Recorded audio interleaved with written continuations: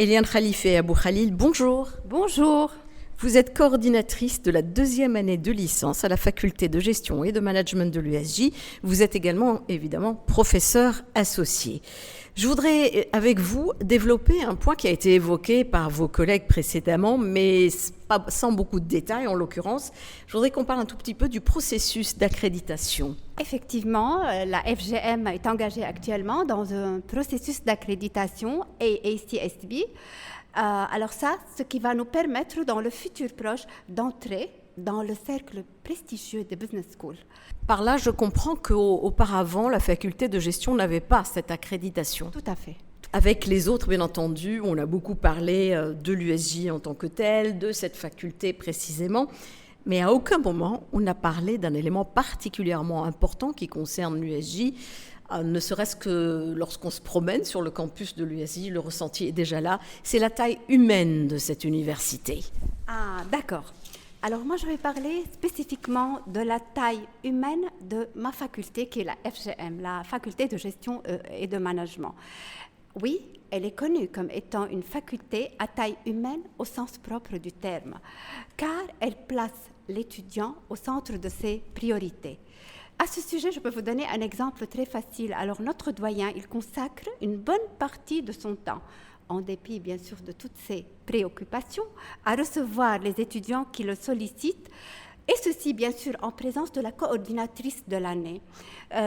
Moi, en tant que bon père de famille, de surcroît, l'administration, elle est toujours là. Quand je parle d'administration, c'est toute l'équipe administrative, ainsi que les coordinateurs, coordinatrices. Et c'est une administration bienveillante et toujours à l'écoute, toujours disponible. Et à ce sujet aussi, parce que nous avons entamé un peu le côté humain, j'aimerais parler des scolarités au niveau de l'USJ, parce que comparativement à d'autres universités du même niveau, nos scolarités sont tout à fait favorables. Ainsi, surtout l'USJ, et conformément à la charte, elle se doit de promouvoir la justice sociale. Nous avons le service social qui se charge de la gestion des bourses sociales. Probablement, mes collègues ont détaillé ce point.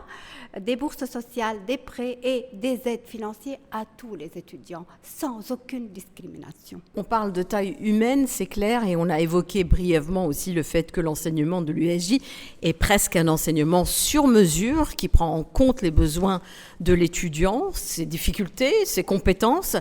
Et ça, c'est un côté que vous développez aussi. Oui, bien sûr. Alors, je vais parler un peu brièvement aussi de la stratégie globale de notre faculté. Parce que la stratégie globale, actuellement, notre faculté, je peux dire qu'elle est en pleine expansion. Et sa stratégie globale, elle est intimement liée au processus d'accréditation que je viens de citer, AACSB, et qui est basé sur 3 points principaux que je vais brièvement détailler. Le premier point, notre faculté, je peux dire avec sûreté que notre faculté se démarque par la qualité de ses programmes académiques qui sont adaptés au futur environnement professionnel. Nous avons aussi, je peux dire aussi que nos programmes sont régulièrement mis à jour et ils sont basés sur les dernières connaissances dans le monde de la gestion, dans le monde du management. Par exemple, je peux vous donner, nous avons des cours en design thinking, surtout dans le domaine de l'entrepreneuriat. Ça suppose une remise à jour de vos compétences aussi. Bien sûr, et nous, c'est ce que d'ailleurs les enseignants, on participe souvent à des séminaires, à des formations, genre de training avec des sociétés, avec des universités assez bien reconnues dans le monde. Je ne veux pas citer c'est-à-dire éviter un peu la publicité, mais bien sûr. Alors ce, malgré la crise, parce que on ne va pas omettre ni occulter le fait qu'aujourd'hui, les salaires des professeurs ne sont pas mirobolants et qu'on leur demande toujours plus, parce que c'est pas un métier, c'est une vocation, c'est une grosse responsabilité sur les épaules des professeurs qui en fait sont en train de façonner l'avenir du pays en l'occurrence. Tout à fait ce que vous dites, mais n'oubliez pas que nous sommes dans une université jésuite et il y a l'esprit jésuite vraiment qui domine et c'est ce qui nous motive d'ailleurs en tant que prof, parce que comme je reviens un peu à la stratégie globale de notre faculté, c'est aussi, elle se démarque aussi par l'excellence de son en dépit de cette situation, alors par l'excellence de son corps professoral, que ce soit les enseignants existants ou bien les nouveaux recrutés, et qui sont dans la majorité des enseignants-chercheurs, et qui contribuent activement, bien sûr, par le biais de leur recherche, au développement et à l'évolution de notre société, ainsi qu'à l'évolution et la performance des pratiques de nos dirigeants. Et quand je dis dirigeants, je dis les dirigeants des petites et moyennes entreprises. Probablement, vous savez que le tissu libanais est formé 99% d'entrepreneurs et de petites et moyennes entreprises.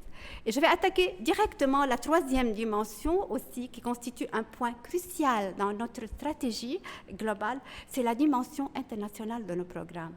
À ce sujet, nous avons beaucoup de partenariats à l'étranger. Probablement, les collègues en ont cité plein.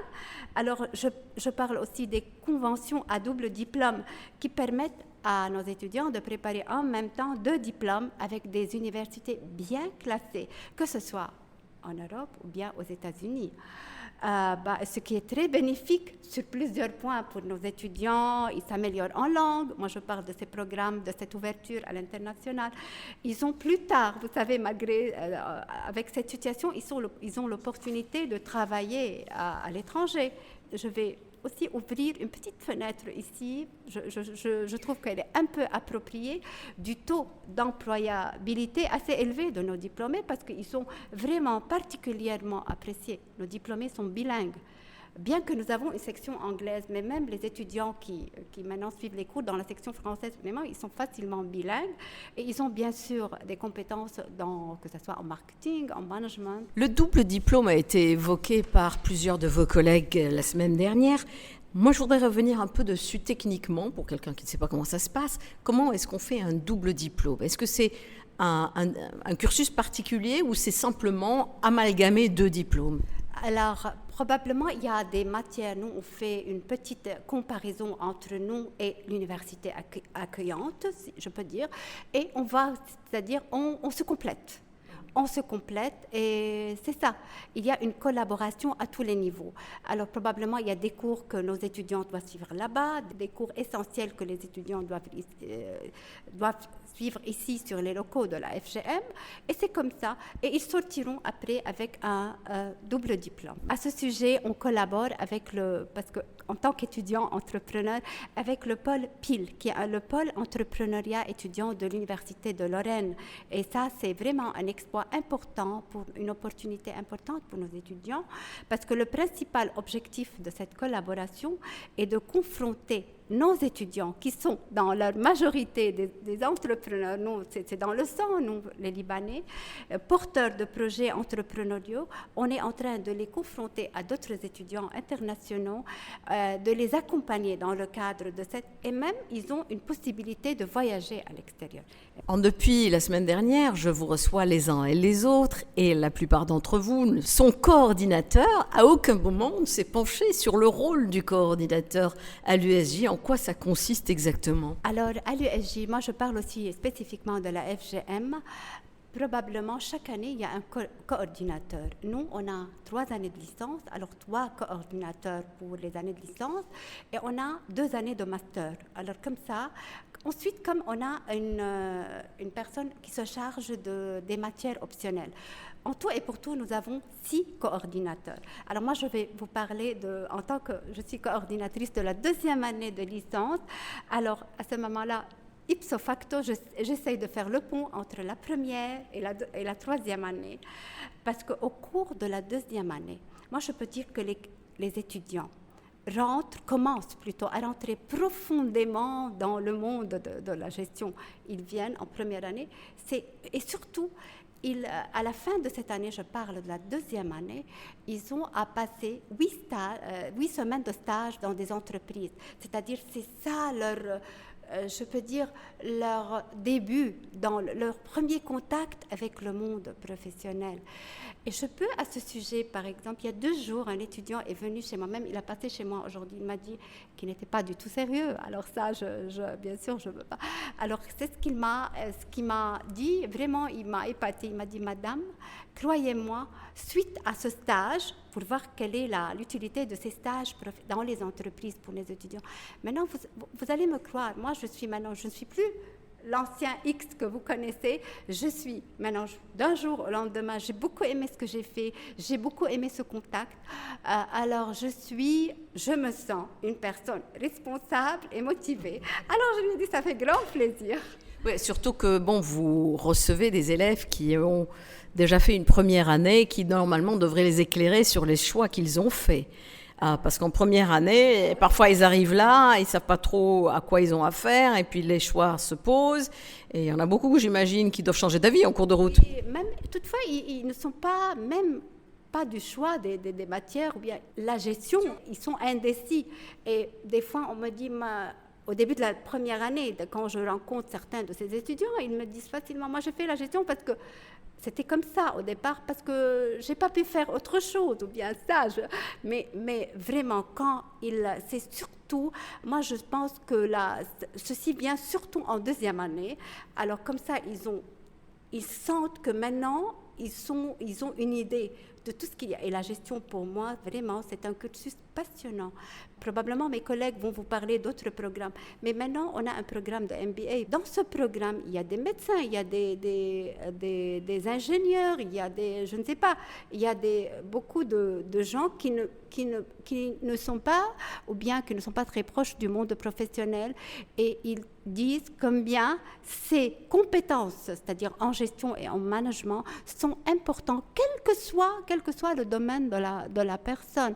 Alors moi, je sens, en tant que coordinatrice, que les étudiants en deuxième année deviennent vraiment de plus en plus motivés quand déjà ils ont déjà une idée de tous les cours qui se donnent. Et c'est ce qui vraiment nous fait plaisir. Merci Eliane Abou-Khalil. Je rappelle que vous êtes coordinatrice de la deuxième année de la faculté de gestion et de management de l'USJ.